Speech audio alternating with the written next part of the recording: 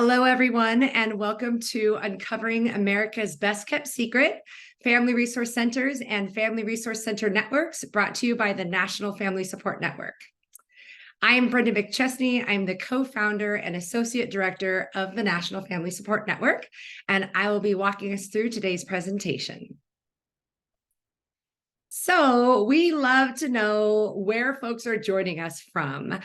So as you'll see on our map, we divide it into 4 quadrants: the West, Midwest, Northeast, and South. So take a second, identify where you're at, and in this next poll, please indicate it so we can get a snapshot of everyone here.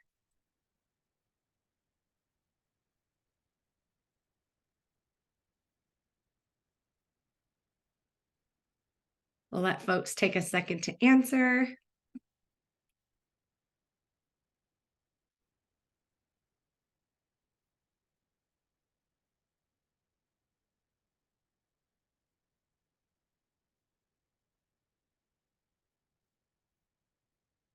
And it looks like we have a good equal almost division across the country, with the Northeast being the strongest represented today. Fantastic. Thank you.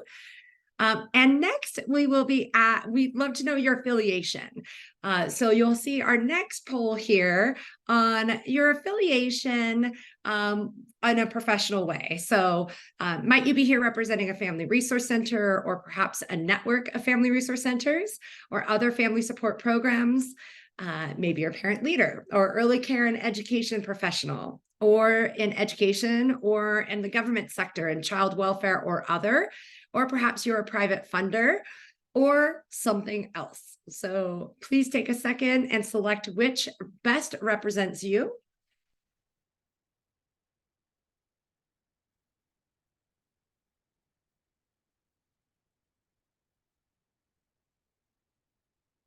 Wonderful. Looks like we have a good amount of folks from the family support field here, and representing a wide array of diversity across various sectors within our industry. Thank you so much for giving us a sense of who you are and where you're coming from. So today's overview will really do a deep dive into the background on family resource centers, talk about family resource center networks, specifically the National Family Support Network, and talk about the National Family Support Network resources and opportunities, where we have an array of ways that you can engage, all free, to help deepen your knowledge base and advocacy and support for our amazing industry. So first, we'll start a little bit with the Family Resource Center history. The concept of family support actually dates back to the late 1800s, with the creation of settlement houses in major metropolitan areas, such as New York, Boston, Chicago, and San Francisco. Settlement houses provided the large number of immigrants entering the country at that time with support and job training, English classes, and social advocacy as a means to assist them in understanding, adapting to, and succeeding in American society. This slide illustrates the Good Samaritan Settlement House in San Francisco on the left from 1913, and on the right, its more modern look is the Good Samaritan Family Resource Center that continues to serve families today. Originally serving immigrants from Europe, the Good Samaritan has evolved with the changing community needs and shifts in neighborhood population into a family resource center that now today serves the Latino community. Thousands of family resource centers have emerged organically across the country, yet their existence is still largely under the radar as America's best kept secret. A family resource center is a community or school-based welcoming hub of support, services, and opportunities designed to support families to be strong and successful. They may be community-based, like the image on the left, out of the Family Resource Center in Vermont, or they may be school-based, like the image that's on the right, which is out of Kentucky.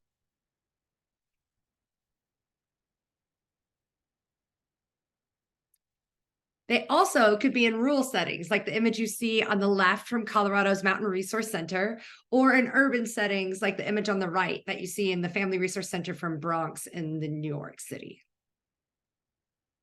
Wherever they are based, FRCs work with families with an approach that is not only 2-generational, but multi-generational, strengths-based, and family-centered. Each of these concepts is uniquely important. Multi-generational, since so many of you represent family support here, I'm sure you've heard of 2-gen work or 2-generational work. Well, family support is not just the original 2-gen work, but multi-gen work, as the programs work with children, parents, and grandparents as well. We also focus on strengths-based because we see families as having strengths that we want to support them in building upon, and family-centered because everything we do in this field has families at the center of our work. The Strengthening Families Protective Factors come from the Center for the Study of Social Policy. Their research has shown that these 5 protective factors increase family stability, enhance child development, and reduce child abuse and neglect. So, as we're working with families, we want to support them to build protective factors because we know that they make a positive difference in the lives of families. And here you'll see that the 5 protective factors are parental resilience, social connections, concrete support in times of need, knowledge of parenting and child development, and the social and emotional competence of children. And you'll note at the bottom of the slide that you can access these protective factors for free on the CSSP website using the link below.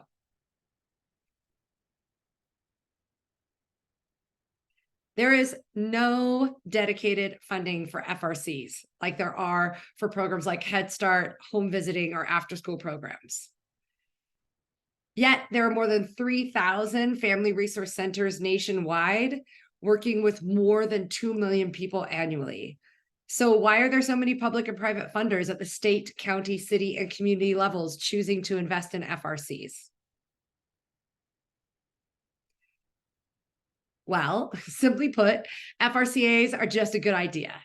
They're cost effective, they're highly adaptable for various communities, be they urban, rural, or ethnic, and have demonstrated successful outcomes through multiple external evaluations that we'll highlight in today's presentation.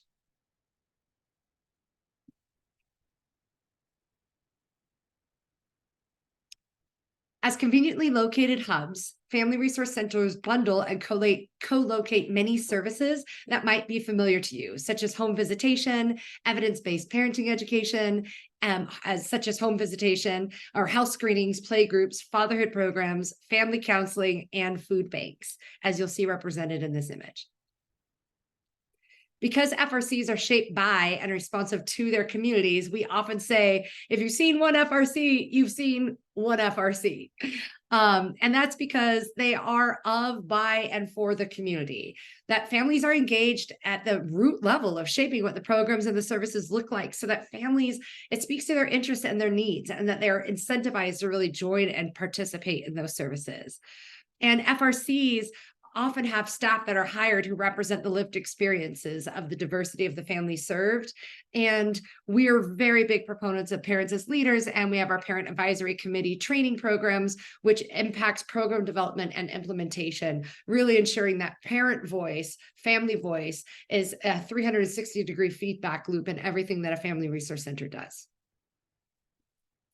At the same time, despite their organic development, there's remarkable similarity in their most common service areas.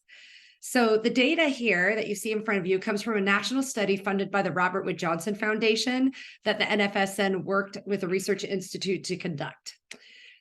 What you'll see here is that parenting support exists upon a continuum from lighter touch to more extensive touch. So lighter touch examples being parenting workshops or parenting support groups, with heavier touch examples being parenting education services using evidence-based programs, or of course, the gold standard of home visitation programs. And access to resources also exists on a continuum from lighter touch to more intensive touch. So lighter touch being like enhanced information and referral, which is at a core root of all FRCs. And then moving up are concrete supports that they provide to the families to make sure that they have the basic needs that they have to thrive. And then more intensive touches would be working with families over time to address family identified goal setting. And even more intensive would be co-locating services with other providers. Concrete supports directly provided at the program level, such as food, clothing, and rental assistance, are really good examples of those concrete supports that all FRCs help to connect families to.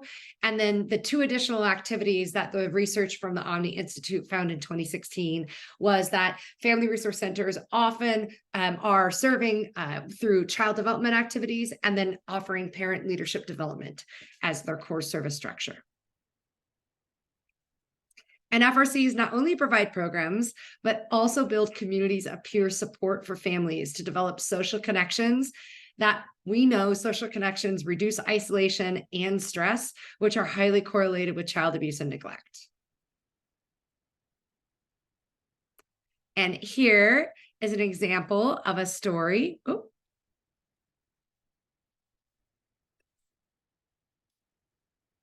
Why is it not? Oops, 1 second. Sorry for the technical glitch here.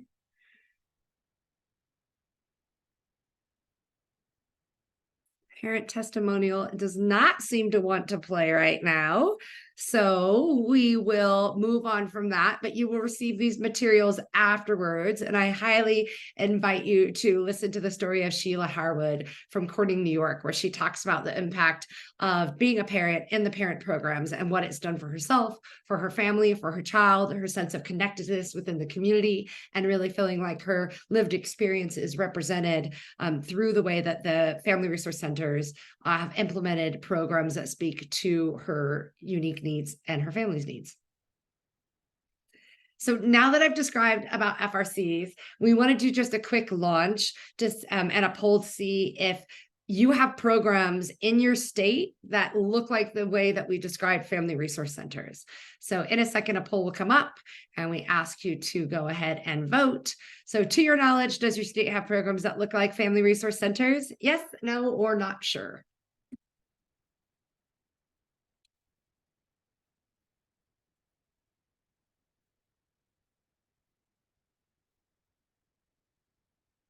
And we always love to see these results. Yes, indeed, 81% of you do. And we have about 19% that aren't quite sure. So the rest of today's presentation and the content we're delivering will really help you to not only be able to potentially identify, but if you don't, give you resources to be able to connect within your community and within your state to help leverage the very valuable asset that Family Resource Centers have for families in your community. All right, so some of the examples of Family Resource Centers and the work that we do really were pointed and came out of the response around COVID. Because two of the things that families have been seeking support most during the pandemic were parenting support and access to resources. And these happen to be the bread and butter of any Family Resource Center, be it urban, rural, school-based, or community-based. So FRCs more than rolled up their sleeves to help support families through this crisis. These photos illustrate some of the examples, such as the drive-by shows of support for families in Kentucky in the top left, infant supply distribution in Colorado on the top right, virtual bilingual story time happening in Massachusetts on the bottom left, and in Kentucky, the school-based Family Resource Centers took on delivery of free lunches to students while the schools themselves were closed. Because of FRC's strong response to support families through COVID, they're emerging from under the radar with red and blue states across the country committing new funding streams of funding to support them. So from just May of 22 to the present, we've seen an increase in investments in the network infrastructure Family Resource Centers in Hawaii, North Carolina, and Texas. We've seen deeper investments in Family Resource Centers in Georgia, Illinois, Indiana, Maryland, New Hampshire, New York City, New York State, Oklahoma, Utah, and West Virginia. And the establishment of new networks in Minnesota, Nebraska, and Wyoming, and first-time ever investments in Family Resource Centers proudly represented through Kansas, Michigan, South Carolina, Virginia, and Washington.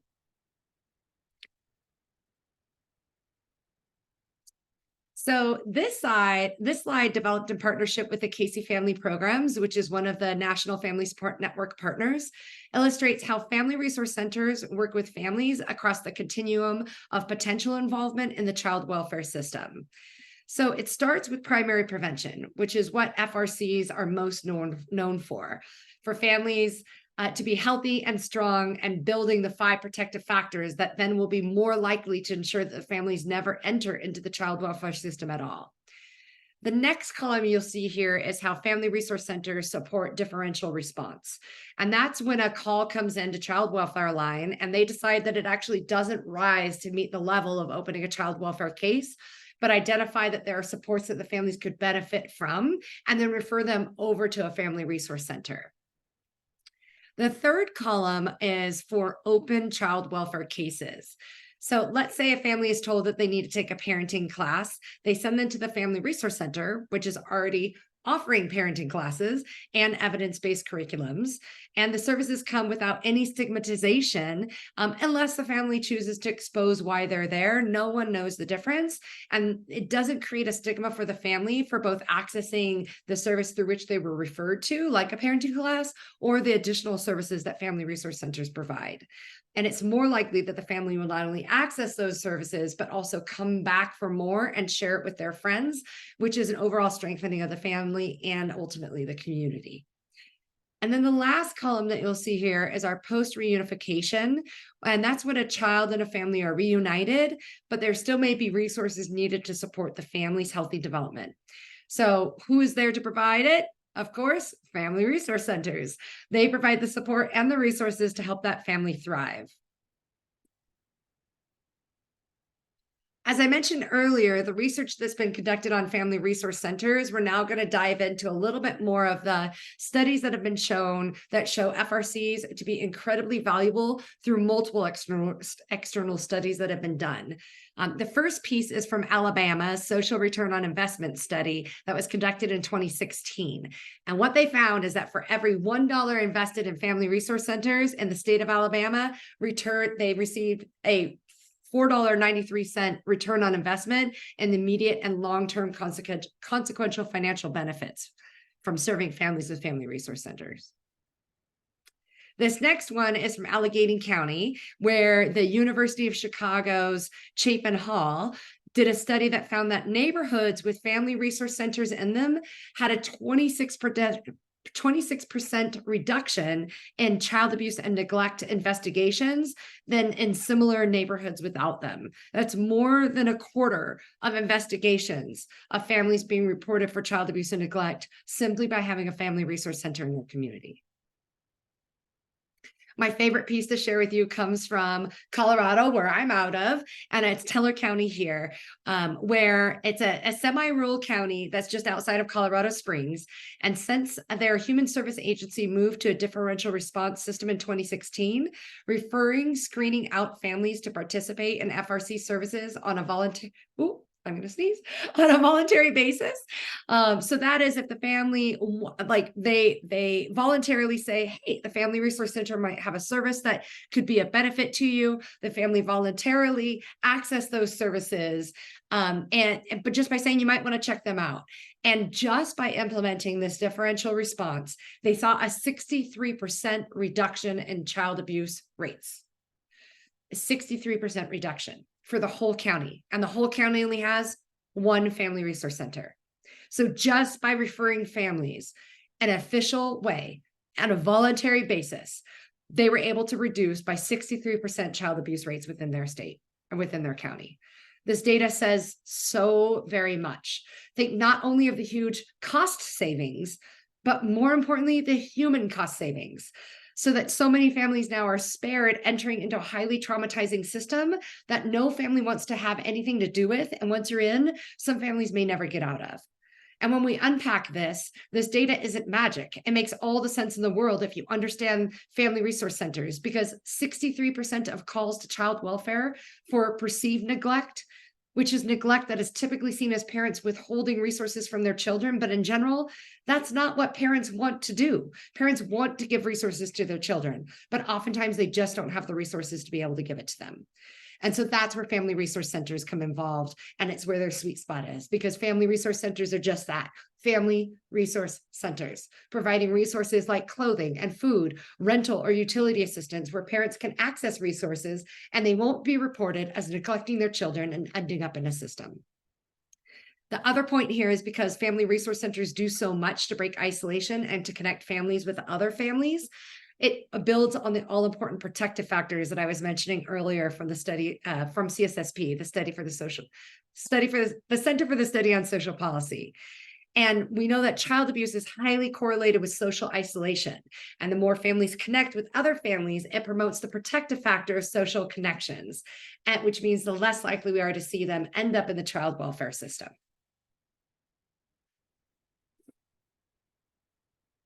The latest data comes from research studies supported by the Casey Family Programs that illustrate that specific child welfare system cost savings, both in semi-rural Teller County and urban Orange County, California.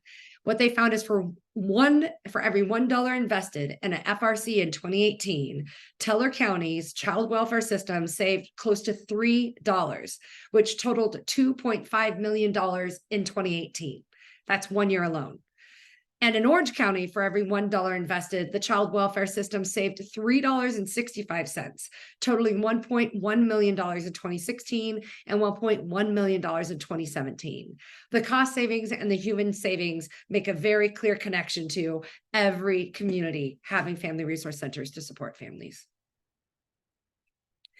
And in Colorado, the Family Pathways and CFSA 2.0 evaluation report executive summary in 2019 found that families who participated in family resource centers demonstrated statistically significant improvements across economic self-sufficiency, health outcomes, concrete supports in times of need, social support, family functioning and resiliency, and caregiver-child nurturing and attachment.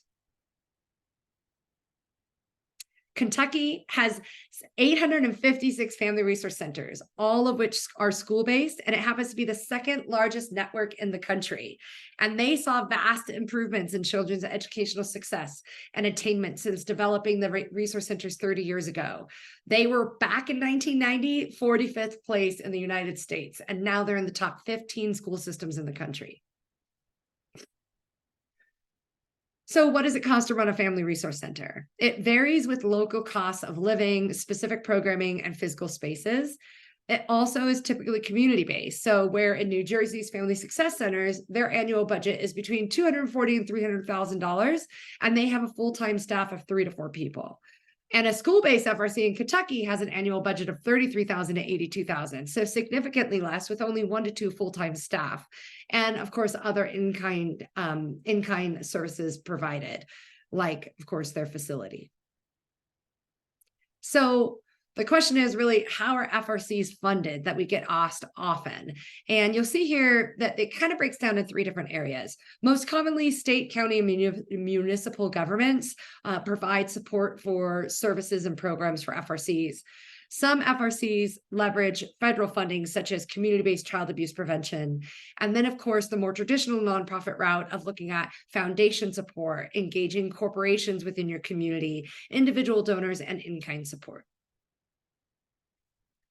One example of unique and collaborative arrangements between family resource centers is the Title VII Family First Prevention Services Act. And this was an FRC and Families First initiative. And what it does is it leverages family resource centers to provide up to 12 months of in-home parent skill-based programs for parents or relative caregivers for children who are candidates for foster care. And what's important to hear is that in-home doesn't mean that the child has been removed from their home, in-home means that the child has not been removed from their home, not that the services need to be provided in the home. And that FRCs provide the programs for Title VII prevention services, Family First Clearinghouse, such as Incredible Years, Healthy Families America, motivational interviewing, Parents as Teachers, and Triple B. So many of the core services provided by family resource centers are evidence-based programs that you can find in these clearinghouses. New Hampshire happens to be the very first state to implement this type of collaborative program where FRCs can be leveraged to implement kinship navigator programs, and networks of family resource centers can support successful planning and implementation of Family First. So really an amazing asset within your community to leverage Family First efforts. So now, looking one level up, we've talked about how family resource centers what they are, and now we'll talk a little bit how they are connected.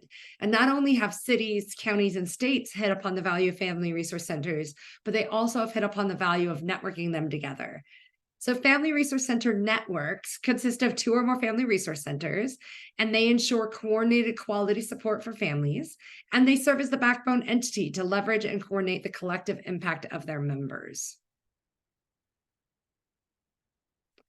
The most common functions come from a national study. This data comes from a national study that the NFSN worked with the Research Institute in Colorado on. So this is from the Omni Research Institute in 2016 that showed that the most common functions of Family Resource Center networks are collaboration, connection, cooperation, and coordination, right? Like we are the 4 C's that bring together the members to make sure that we have a hub for interconnectivity. Also, networks provide the training and the technical assistance to the family resource centers within their network and their community. And they work on core initiatives around advocacy, policy, and legislation, and provide and maintain a shared data tracking system. There are 4 different types of networks. So if you happen to be a part of a network or might be looking to start a network within your community, you might be looking at a volunteer coordinated network. Many networks start at this space, and this is typically led by a family resource center director themselves in a voluntary position without paid staff. Examples are New Hampshire and West Virginia in our network that have volunteer coordinated networks. Another type of network that you'll see to the right is our funder coordinated network. So this is led by a public department or a foundation that both funds and convenes the centers. Examples here in New York and Nevada. Or you might be interested in doing a nonprofit coordinated network. And this is interesting because it's a nonprofit entity that coordinates the network, providing that backbone infrastructural support with dedicated staffing. The nonprofit entity itself is actually not the network, though. The network may the nonprofit might incubate the network, and then the network might spin off in the future to become its own 501c3. And examples in our network for nonprofit coordinated networks are Alaska, North Carolina, and Washington. And last but not least are independent networks. And this is staffed by an independent nonprofit organization that functions as a membership alliance with members paying dues. These networks may raise and distribute funds, an intermediary, if you will, or not. And examples of networks like these are Colorado and Maryland. So we've talked about 3 stages of network development. And we really put them into these like 3 categories from initially emerging to becoming established.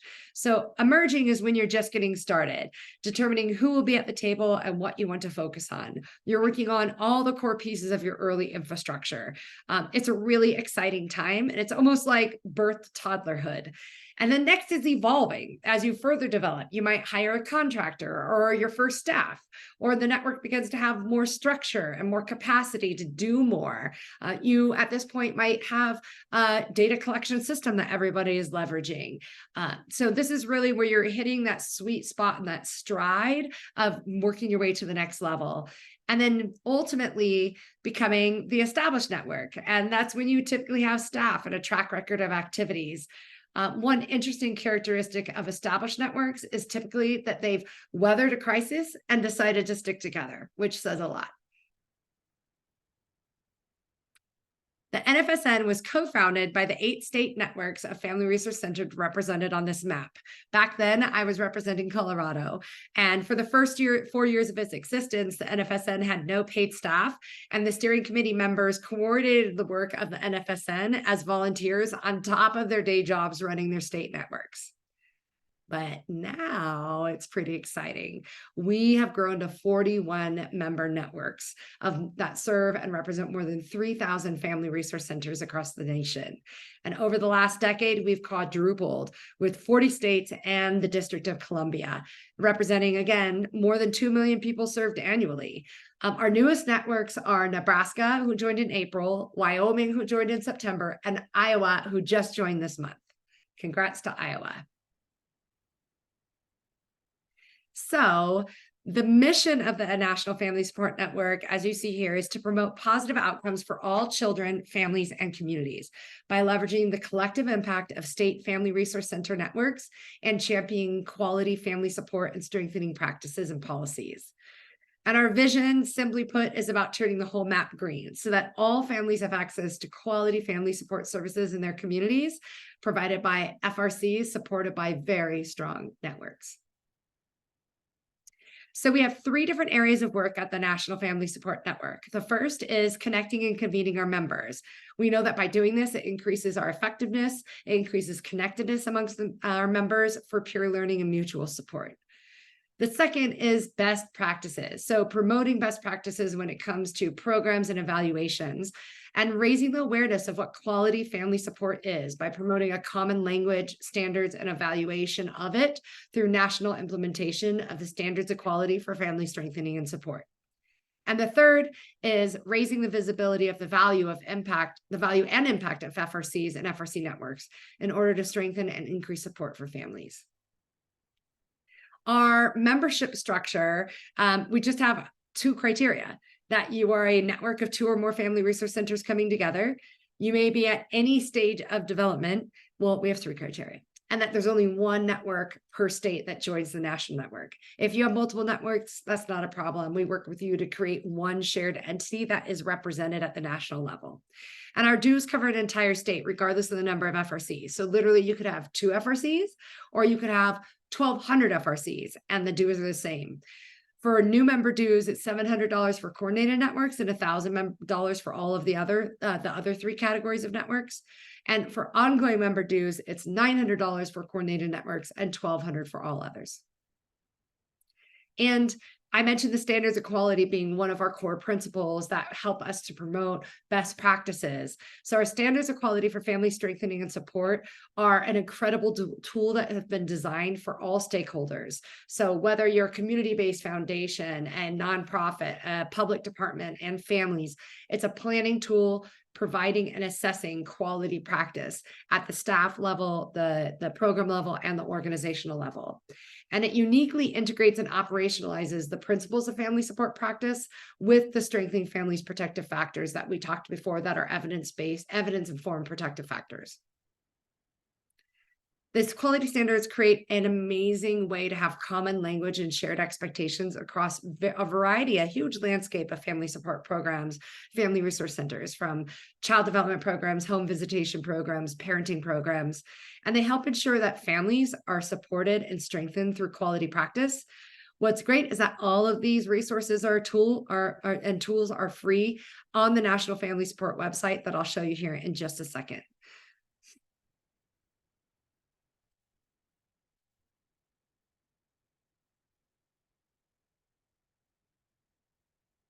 And the revised version of the standards were issued in March of 2021, and it reflects and enhances focus on diversity, equity, and inclusion, and a relevance for both the Canadian and US contexts. And now we have other international networks looking at our quality standards for implementation, and they focus on 5 core areas of practice: family-centeredness, family strengthening, equity, diversity and inclusion, community strengthening, and evaluation.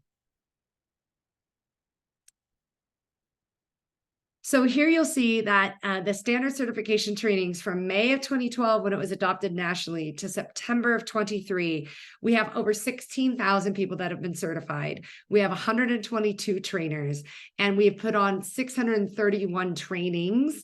And you'll see here across the country where the trainings have been done, and you'll see the rates with satisfaction are very high, as well as readiness to implement after attending the standards training. So the National Family Support Network has worked with our members to develop a blueprint for how to scale family resource centers and family resource center networks to ensure that all families have access to quality family support and strengthening services.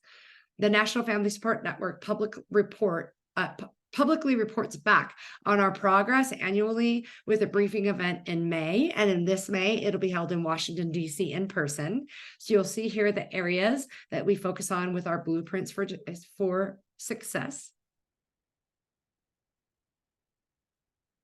And since the beginning, when the idea of starting a National Family Support Network first emerged, the co-founders reached out to these organizations and entities that offered their support.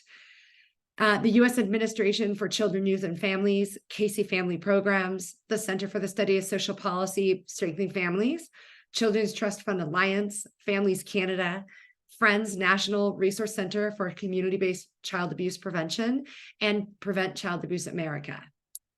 These partners regularly participate in the National Family Support Network activities, including serving on each other's committees, co-sponsoring events, presenting at events, and working collaboratively on joint projects.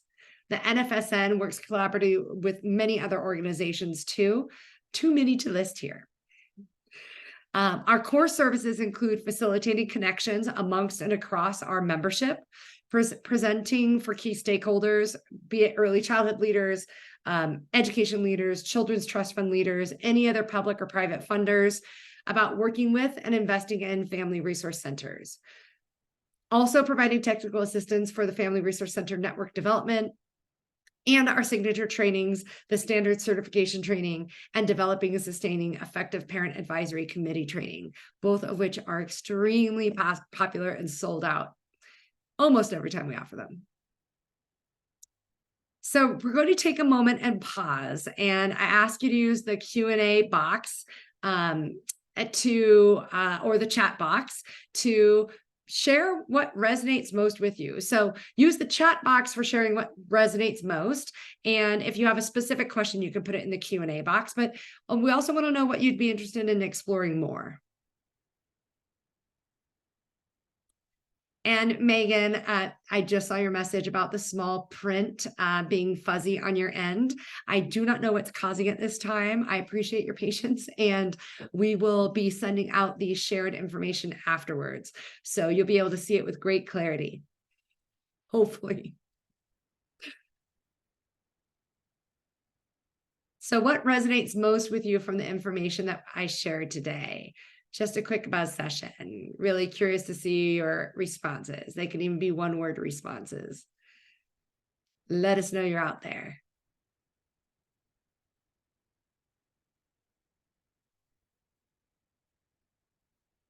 The costs. Yes, and Ramona, I'm curious. It's that what stood out to you is like the cost savings benefit of family resource centers to communities. Or the cost for participating. Lots available, but lots needed. Yes, yes. We hear the impact that FRCs are making in their communities. Insights on how best to partner with local resources and referral agencies. Jen, thank you. For each family resource center really focuses on their own community's needs.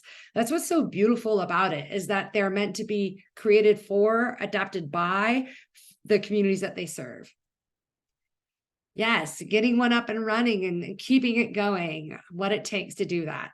Definitely connect with us. We can help you with those supports. The outcomes really resonated with Megan, making a real difference for families. Awesome. Thank you so much for all the feedback that you just shared.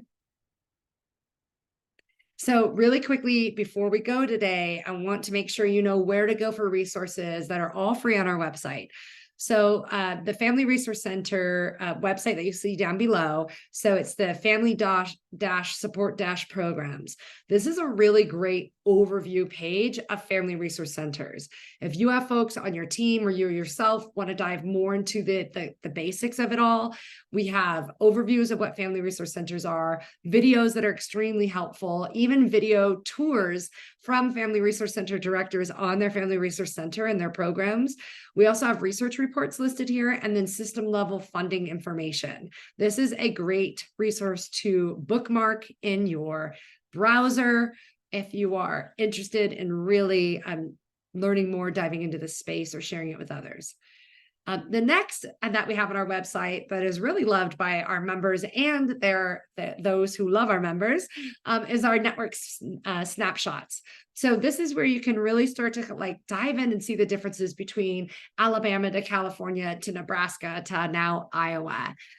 So in this, you'll see an at a glance that shows like when were they started, what their annual budget is, what their funding sources are. A great incubation space for coming up with ideas if you are a new family resource center or network that wants to get off the ground. Also covers the core network functions of what they provide as a network and their mission. Then also their membership service area that from parenting support to engagement activities.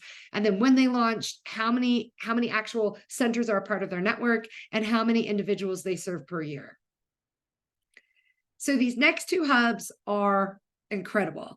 They are here for you to use and leverage and dive into. It's like a resource library for both Family Resource Center information and Family Resource Center network information. So the first you'll see at the top is the Family Resource Center Learning Hub. And this is a compilation of resources for those developing an individual Family Resource Center.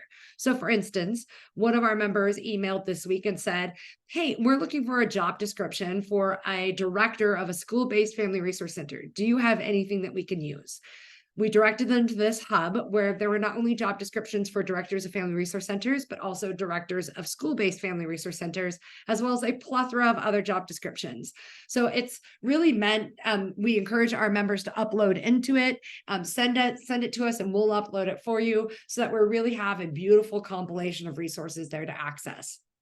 The second resource is the bottom one, which is the FRC Network Hub. So there's the Center Hub and the Network Hub. The network is a hub of resources, templates, documents for our members to be able to use to leverage and help grow and deepen their network, as well as to use it to explain it for funders for the funders of family resource centers.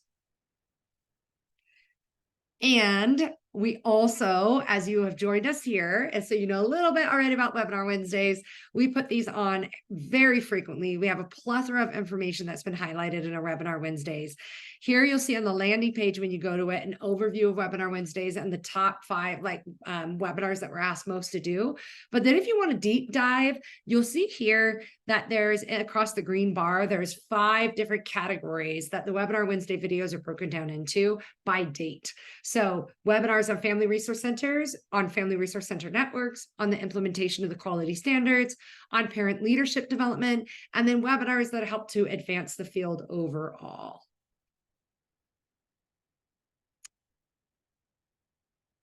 Our upcoming quality standard certification training, if you're interested, if you'd like your staff to attend, if you want your funders or policymakers to attend, or your lived experience leaders, we invite you to attend our open trainings that happen.